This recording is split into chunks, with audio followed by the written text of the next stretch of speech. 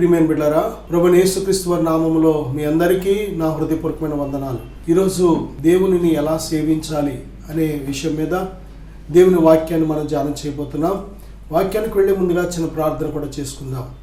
పరిశుద్ధుడా, ఘనమైన తండ్రి, మహోన్నతుడా, ఇదిగో ఈ భూమి మీద తండ్రి, మిమ్మల్ని సేవించుట కంటే గొప్ప ధన్యత ఏమీ లేదు నాయనా. మిమ్మల్ని ఎలా సేవించాలో కొద్ది మాటలు మేము ధ్యానిస్తుండగా మాతో మాట్లాడండి. ఇదిగో ఈ వాక్యాన్ని ఆలకిస్తున్న ప్రియ బిడ్డలకు వినే చెవి, గ్రహించే హృదయం దయచేయండి నాయన. మిమ్మలను ఎలా సేవించాలో మాకు నేర్పించమని, దీవించమని యేసుక్రీస్తు వారి నామములో ప్రార్థిస్తున్నాను తండ్రి, ఆమేన్. దేవుని బిడ్డలారా, ఈరోజు దేవునిని ఎలా సేవించాలి అనే వాక్యాంశం మీద దేవుని వాక్యాన్ని మనం ధ్యానం చేయబోతున్నాం. మరి ఈ యొక్క వాక్యము ప్రతిరోజు ఇదే ఛానల్లో ఇదే సమయంలో దేవుని వాక్యాన్ని మనం ఆలకిస్తున్నాం కనుక ప్రతి ఒక్కరూ దయచేసి మరి మీ యొక్క ప్రార్థన అవసరతలు మాకు కూడా మెసేజ్ పెట్టండి. మేము కూడా నిత్యము మీకోసం ఆ ప్రార్థన జ్ఞాపకం చేసుకుంటాం. అలాగే ఈరోజు దేవుణ్ణి ఎలా సేవించాలి అని కానీ మనం చూసినట్లయితే నిర్గమకాండం 4:23 నన్ను సేవించినట్లు నా కుమారుని పోనిమ్మని నీకు ఆజ్ఞాపించుచున్నాను. వాని పంప నొల్లని ఎడల ఇదిగో నేను నీ కుమారుని, నీ జ్యేష్ఠపుత్రుని చంపేదనని యెహోవా సెలవిచ్చుచున్నాడని అతనితో చెప్పుమనెను. దేవుని బిడ్డలారా, ఇశ్రాయేలీలో ఐగుప్తీయులైన దేవుని పిల్లలు మరి వందల సంవత్సరాలు ఐగుప్తీయులైన ప్రజల దగ్గర బానిసలుగా బ్రతుకుతున్నప్పుడు వారు చాలా కన్నీటితో మొర్రపెట్టారు.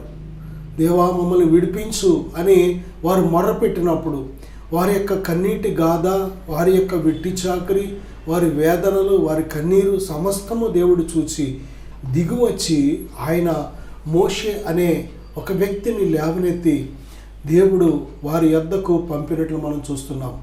అప్పుడు దేవుడు మాట్లాడుతున్నాడు, ఇదిగో నా కుమారుని నన్ను సేవించుటకు పోనిమ్ము అని ఆ యొక్క ఐగుప్తు రాజైన ఫరోతో మాట్లాడుతున్నట్లు మనం చూస్తున్నాం. దేవుని బిడ్డలారా, దేవుడు ఇశ్రాయేలీలైన తన ప్రజలను ఏమని పిలుస్తున్నాడంటే నా కుమారుడు అని పిలుస్తున్నాడు. ఈరోజు మనం అందరం కూడా దేవుని బిడ్డలారా, యోహాను సువార్త 1:12 ప్రకారం చూస్తే యేసుక్రీస్తు ప్రభువారిని ఎందరూ అంగీకరించారో వారికి అందరికీ దేవుడు తన కుమారులుగా అధికారం ఇచ్చినట్లు మనం చూస్తున్నాం. మనమందరం ప్రభువైన యేసుక్రీస్తు వారి ద్వారా దేవుని పిల్లలం. మనము దేవుని కుమారులం, కుమార్తెలం. ఐగుప్తులో ఉన్న ఇశ్రాయేలీలను దేవుడు నా కుమారుని అని, నా కుమారుడు అని ఎలాగ సంబోధిస్తున్నాడో అలాగే ఈరోజు కూడా మనం అందరం దేవుని కుమారులం, కుమార్తెలం. ఇశ్రాయేలీలైన దేవుని ప్రజలను దేవునిని సేవించడానికి ఎలాగైతే దేవుడు అనేక అద్భుతమైన కార్యాలు చేసి మరి ఇశ్రాయేలీలను ఐగుప్తు బానిసత్వం నుంచి విడిపించాడో ఈరోజు కూడా మనలను అనేక రకాల పాపపు బానిసత్వం నుండి, లోకపు బంధకాల నుండి, లోకపు మర్యాదల నుండి, సాతాను బంధకాల నుంచి, పాపపు బంధకాల నుంచి దేవుడు మనల్ని విడిపిస్తున్నాడు. దేవుడు నిన్ను పాపం నుంచి విడిపించడానికి కారణం, సాతాను బంధకాల నుంచి విడిపించడానికి కారణం, రోగం అనే బంధకం నుంచి విడిపించడానికి కారణం, లేక అనేక రకాల మరి బంధకాల నుంచి విడిపించడానికి ప్రాముఖ్యమైన కారణం ఏంటంటే విడిపించబడిన తర్వాత నువ్వు దేవునిని సేవించాలి. దేవునిని సేవించడానికే దేవుడు మనకు ఈ భూమి మీద విలువైన అందమైన జీవితాన్ని ఇచ్చాడు. సమస్తం ఇచ్చిన దేవుని మనం సేవించకపోతే, దేవుని బిడ్డలారా, ఈ శరీరం ఇచ్చింది దేవుడు, ప్రాణం ఇచ్చింది దేవుడు, ఆత్మనిచ్చింది దేవుడు. ఈ భూమి మీద మనం బ్రతకడానికి కావలసిన ఆహారము, ప్రాణవాయువు, నీరు, స్థలము అన్నీ ఇస్తున్న దేవుడు, అన్నీ ఇస్తున్నది దేవుడు. అలాగే ఆయుష్, ఆరోగ్యం ఇస్తున్నది దేవుడు, ఒక కుటుంబాన్ని ఇస్తున్నది దేవుడు. దేని బిడ్డలారా, ఆ సమస్తము ఇచ్చిన దేవుణ్ణి మనం సేవించకపోతే మరి ఎందుకు మన జీవితం? దేని బిడ్డలారా, మన ఇష్టానుసారంగా మనం జీవించడానికి కాదు ఈ జీవితం దేవుడు మనకి ఇచ్చింది. మనము దేవునిని తెలుసుకొని సృష్టికర్తను, దేవుని ప్రేమను మనం గ్రహించి ఆయనను ఆరాధించాలి, ఆయనను సేవించాలి, ఆయనకు చెందవలసిన కృతజ్ఞతాస్తుతులు మనం చెల్లించాలి. అప్పుడు మాత్రమే మన జీవితానికి ఒక అర్థం. నా సహోదరుడా, సహోదరి, నీ జీవితం ద్వారా, నీకు కలిగిన వాటి ద్వారా ఎవరిని సేవిస్తున్నావు, ఎవరిని స్తుతిస్తున్నావు, ఎవరిని ప్రేమిస్తున్నావు, ఎవరి కోసం బ్రతుకుతున్నావు ఒకసారి పరిశీలన చేసుకో. ఈ లోకానికి వచ్చినప్పుడు మనం ఏమీ తేలేదు. ఈ లోకం విడిచిపెట్టినప్పుడు ఏమీ కొనిపోం. ఏదో ఒక రోజున ఈ లోకం విడిచిపెట్టేయాలి. విడిచిపెట్టిన తర్వాత నీ ఆత్మను రక్షించేది ఎవరు? దేవుని బిడ్డ, ఆ నిత్య రాజ్యంలో, ఆ నిత్యత్వంలో నీ ఆత్మను చేర్చగలిగిన వారు ఎవరో ఏనాడైనా ఆలోచన చేశావా? ఎక్కడికి నీ ప్రయాణం ఆలోచన చేశావా? దేవునిని సేవించకపోతే, నేడు అనబడే సమయం ఉన్నప్పుడే, ఈ భూమి మీద మనం సజీవులుగా ఉన్నప్పుడే దేవునిని తెలుసుకోకపోతే, దేవునిని సేవించకపోతే నీ ప్రయాణం ఎక్కడికి ఒకసారి పరిశీలన చేసుకో, ప్రశ్నించుకో.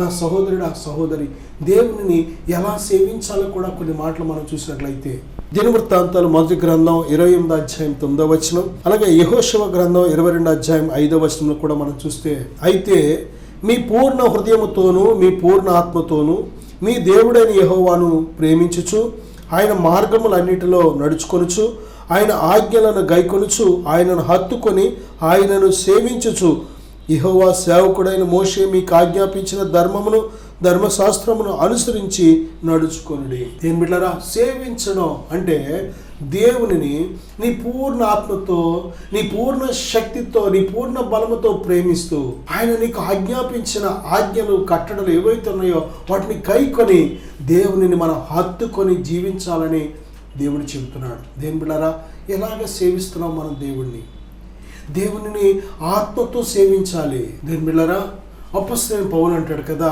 నేను నా ఆత్మయందు సేవించుచున్న దేవుడు. దేవుణ్ణి ఆత్మతో సేవించాలి, దేవుణ్ణి ఆత్మతో ఆరాధించాలి, దేవునితో ఆత్మతో మాట్లాడాలి, దేవుని స్వరము మన ఆత్మలో వినాలి. ఆత్మయే జీవింపు చేసేది. మానవుడు అంటే ఆత్మే. దేవుని బిడ్డలారా, నీ ఆత్మను ఎప్పుడైతే సిద్ధపరచుకుంటావో దేవునితో నీ ఆత్మీయ జీవితం, నీ ఆత్మీయ ప్రయాణం చాలా సంతోషంగా, క్షేమకరంగా, నీ బ్రతుకు దినాలన్నీ కూడా కృపాక్షేమములు వెంట వస్తాయి. దేవునిని సేవించడానికే దేవుడు మనల్ని పుట్టించాడు.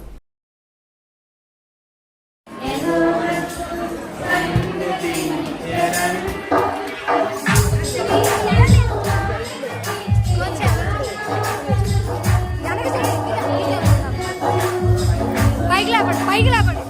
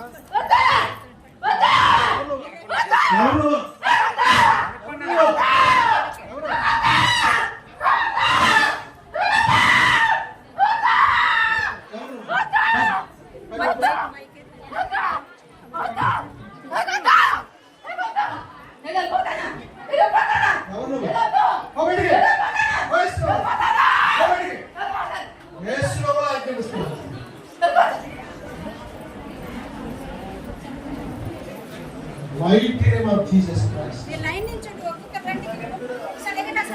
You are free. Then you will finish it. Chapter what down?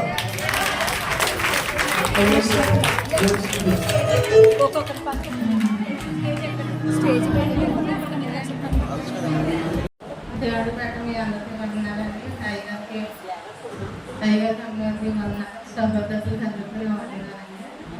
3 వారాల క్రితం శుక్రవారం నేను అయితే సంస్థను బట్టి చాలా ఆదాయంతో, బాధలతో ఎన్నో హాస్పిటల్ తిరిగాను, ఎన్నో ఇది చేసాను. కానీ నాలో ఉన్న ఆరోగ్యం అయితే మరి ఇది అవ్వలేదు.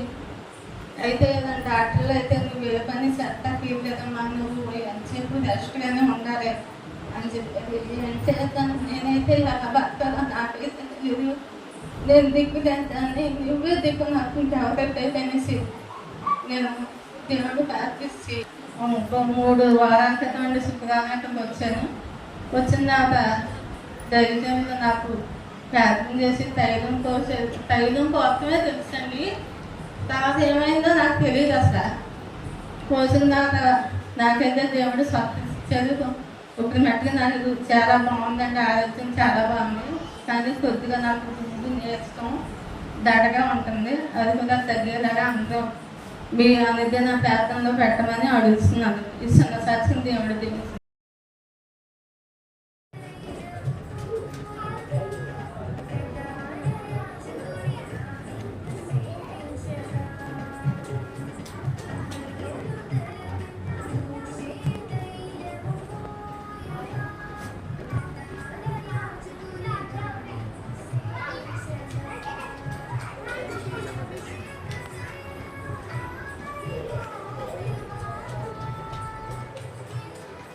దేవుని నామానికి వందనాలు, దైవజనులకు వందనాలు, లైవ్లో చూస్తున్న మీ అందరికీ నా వందనాలు. నా పేరు గిరి. నేను తాడేపల్లిలో ఉంటాను. ఒక చిన్న జ్యువెలరీ షాప్లో వర్క్ చేస్తూ ఉంటాను.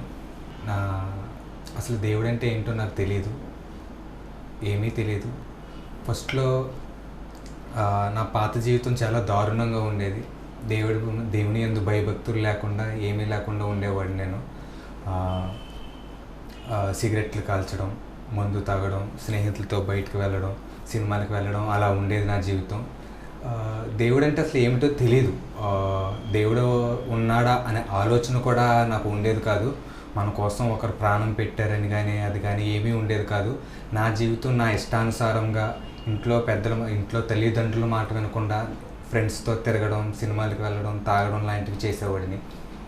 కానీ ఒకరోజు మా ఇంటి దగ్గర ఉన్న దైవజనులు ఒకసారి నన్ను సన్నిధికి తీసుకెళ్ళారు. చిన్నతనం అప్పుడు ఏమీ తెలియదు. వారితో పాటు సరదాగా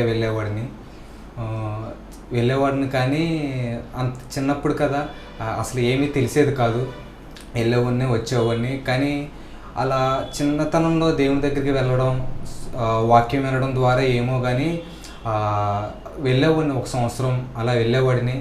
తర్వాత నేను దేవునికి చాలా దూరం అయిపోయాను. చిన్న కారణాల వల్ల హైదరాబాద్ వెళ్ళాను. హైదరాబాద్ వెళ్ళడం వల్ల ఇంకా దారుణమైన స్థితికి నేను వెళ్ళిపోయాను.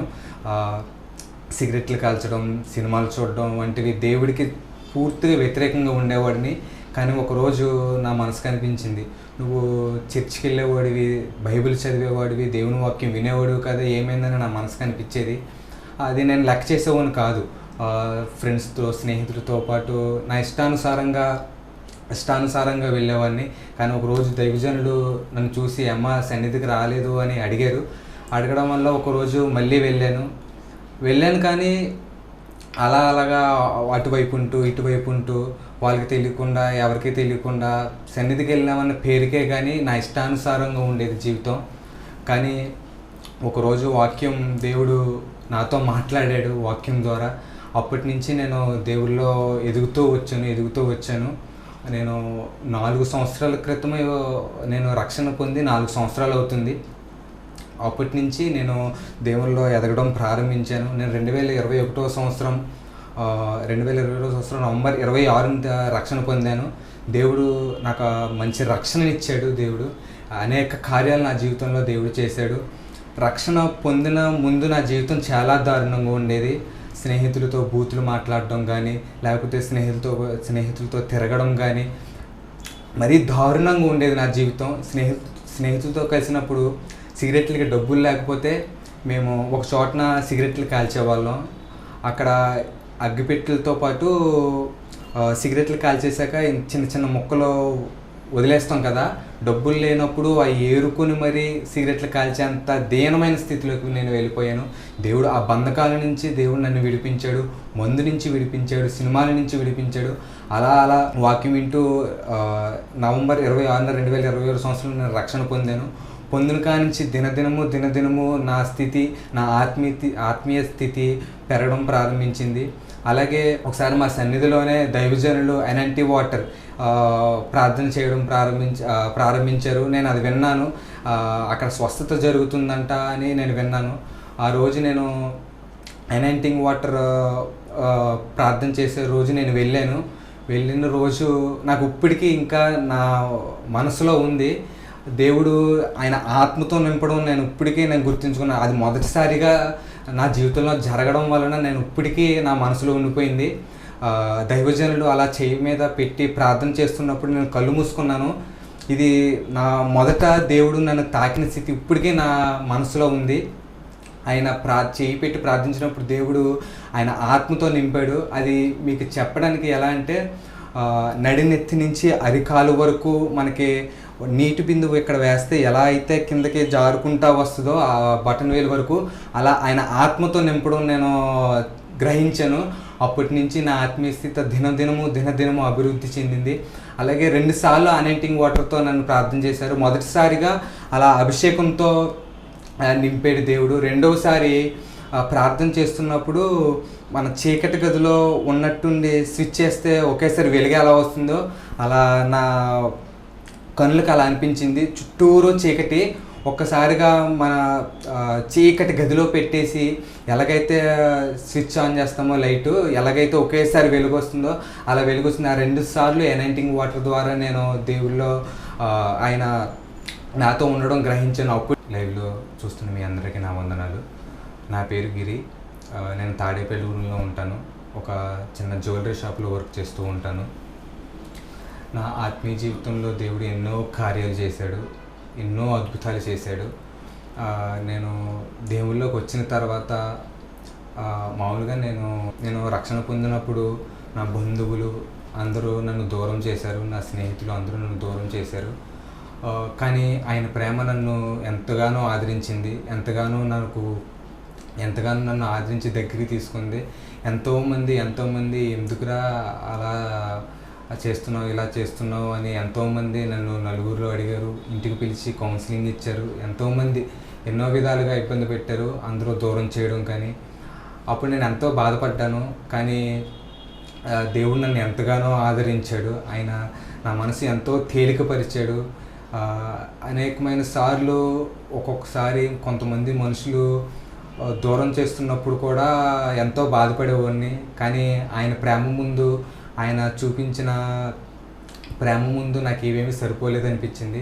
కానీ దేవుడు ఎంతో నా జీవితంలో ఎన్నో కార్యాలు చేశాడు, ఎన్నో అద్భుతాలు చేశాడు. నా మనసు అప్పటి నుంచి నెమ్మదిగా ఉంది. దేవుడు అనేక కార్యాలు నా జీవితంలో చేశాడు. ఇప్పుడైతే ఇదివరకైతే బాధపడేవాడిని, కానీ ఇప్పుడైతే దేవుడు నా జీవితంలో వచ్చిన తర్వాత ఎవరి గురించి కానీ బాధ కానీ ఎటువంటి కానీ ఏమీ లేదు. దేవుడితో నేను ఆత్మీయంగా ఎంతో ఆయనతో పాటు నడుస్తున్నాను. ఆయన ఎంతగానో నన్ను ఆదరిస్తున్నాడు. అనేక కార్యములు దేవుడు నా జీవితంలో చాలా చేశాడు. ప్రతి విషయంలోనూ ముందుండి నడిపించి ప్రతి విషయంలోనూ దేవుడు ఎంతగానో ఆదరించాడు. రక్షణ తీసుకున్న సమయంలో తినడానికి లేకపోయినా అసలు ఏది చేయాలన్నా ఇబ్బందిగా ఉండేది.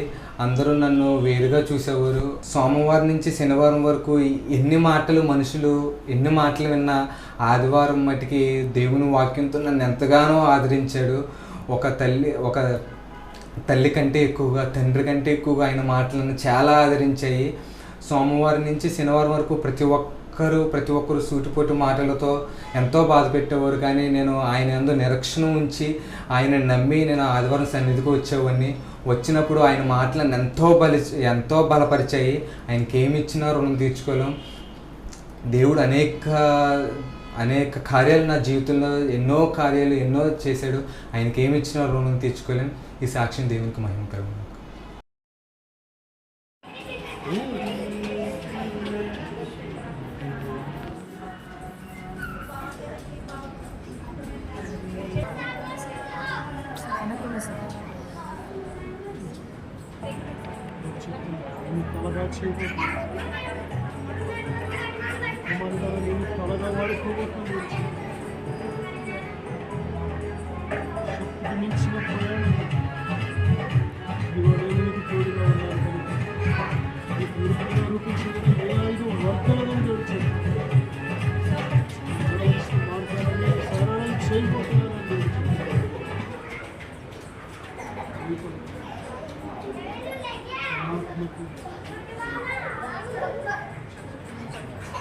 ఆత్మను మీద తోడుగా ఉంచి ఉన్నాను, ఆత్మ మీద ఉంచి ఉన్నానని తెలుసు. నేను మీద తండ్రిలో ఉన్నానని తెలుసు. దేవునామానికి వందనాలు, సేవకులకు నా వందనాలు. నా పేరు వినయ్ కుమార్, మాది పెద్దతాడేపల్లి గ్రామము. నేను కూడా దేవుడు నమ్ముకొని దేవుడి మందిరానికి అయితే వెళ్ళేవాడిని, కానీ నా ఆత్మీయ జీవితం అంత ఫలవంతంగా లేదు. అనేకమైన బంధకాలతో నా ఆత్మీయ జీవితము ఉంటూ ఉండేది. అలాగే ఒకరోజు సేవకులు ఎనైటింగ్ వాటర్ ద్వారా ప్రార్థన చేస్తున్నారని నేను విన్నాను. ఆ ప్రార్థన చేయించుకున్న వారి జీవితంలో ఎన్నో గొప్ప కార్యాలు దేవుడు చేశారు.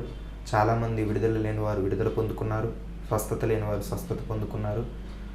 ఎప్పుడైతే ఆ సాక్ష్యాన్ని నేను విన్నానో నా జీవితంలో కూడా దేవునిలో బలంగా సాగాలని, దేవునిలో నడవడానికి, నేను కూడా దేవునిలో స్థిరముగా ఉండాలని చెప్పి ఒకరోజు సేవకుల యొద్దకు వెళ్ళి ప్రార్థన చేయించుకున్నాను.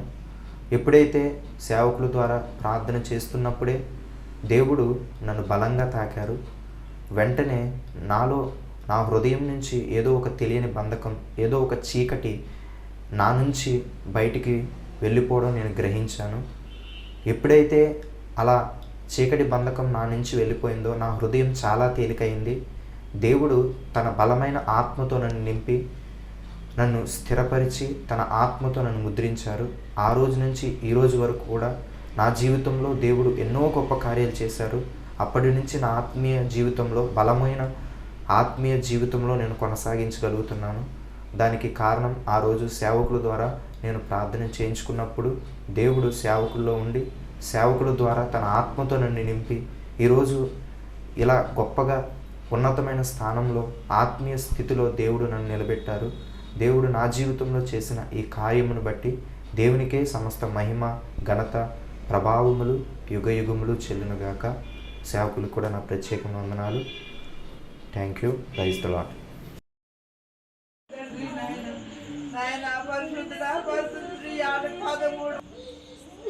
కుటుంబాన్ని నాశనం చేసిన దెయ్యమా, పో బయటికి. Out out out out.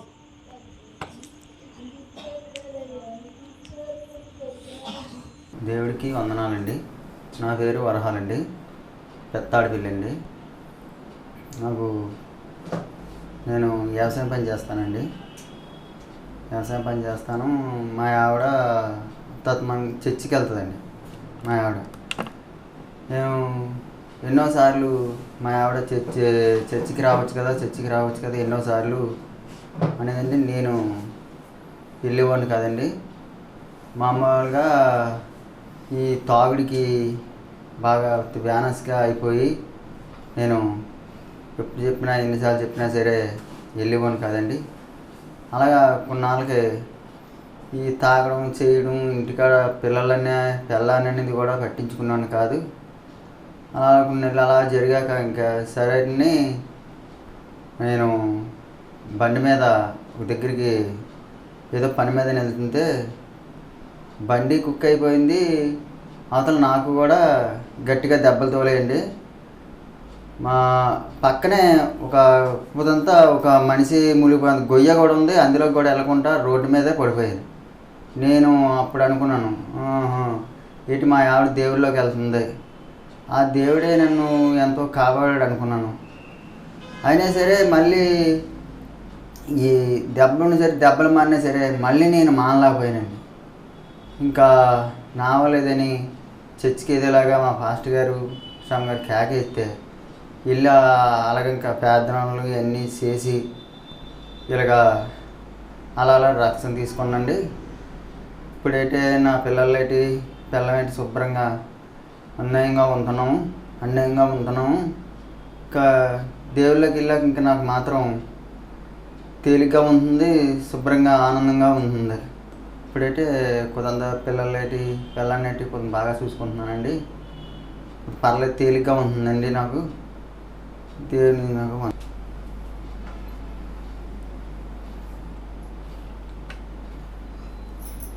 దేవుని నామాలకు వందనాలు. దైవసేవ కుటుంబానికి నా వందనాలు. మరి మాది పెత్తాడపల్లి. నా పేరు రాళ్ళపూడి వెంకటలక్ష్మి. మా ఆయన గారి పేరు వరహాలు.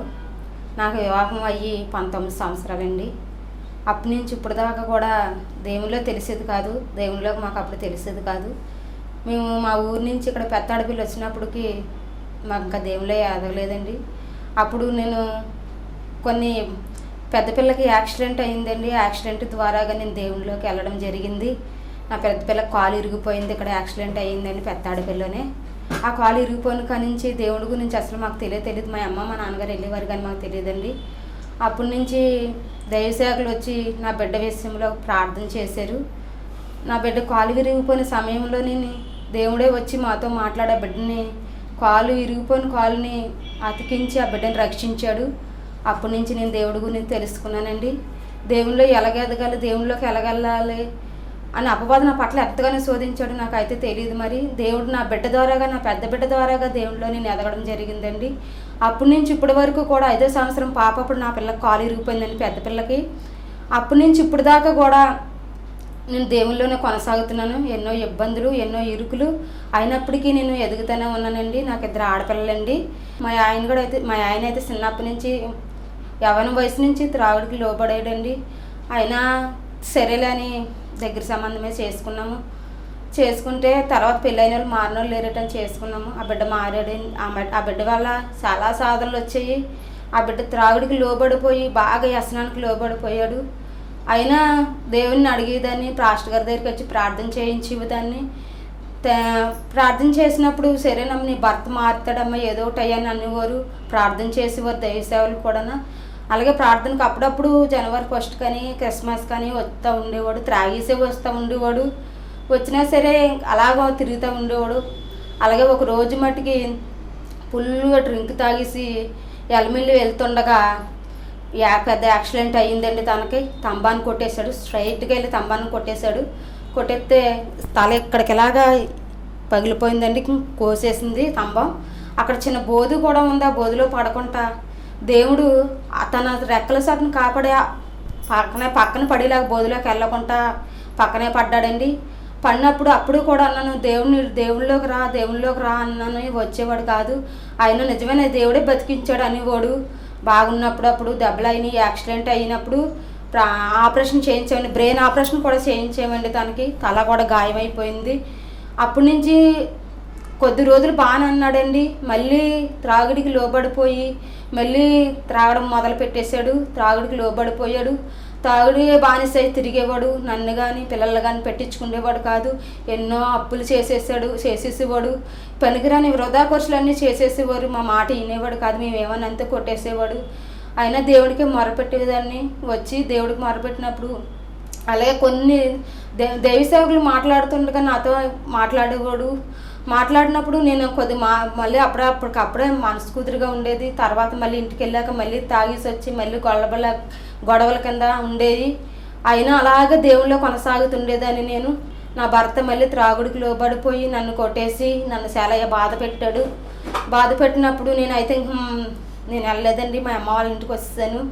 వచ్చేస్తే దైవ సేవకులు ఒకటే మాట అన్నారు, నీ భర్త మారుతాడమ్మా, నువ్వేం కంగారు పడకు, నీ భర్త ఎలాగైనా సరే మారుతాడు, రక్షించబడతారు, నువ్వు కంగారు పడక అన్నారు. అన్నప్పుడు నేనైతే ఇంకా అప్పుడు మా అమ్మ ఇంటికాడే ఉండేదాన్ని అండి. అప్పుడే ప్రార్థనకు వచ్చాను. తర్వాత మా ఆయన్ని ప్రార్థనకి కొద్ది మందిని వెళ్ళి తీసుకురమ్మని ప్రార్థన చేశారండి. తైలాభిషేకంతో ప్రార్థన చేశారు. నా భర్త అప్పుడు ప్రార్థన చేసినప్పుడు కొద్దిగా విడుదల దయచేశాడు అని పాస్టర్ గారు చెప్పారు. అమ్మ కొద్ది రోజులు నువ్వు ఉండు, నీ భర్త మారుతాడు, నీకేం భయం లేదని దైవసేవకులు నాతో మాట్లాడేవారు. దేవుడే వారి హృదయంలో ఉండి మాట్లాడించేవాడు.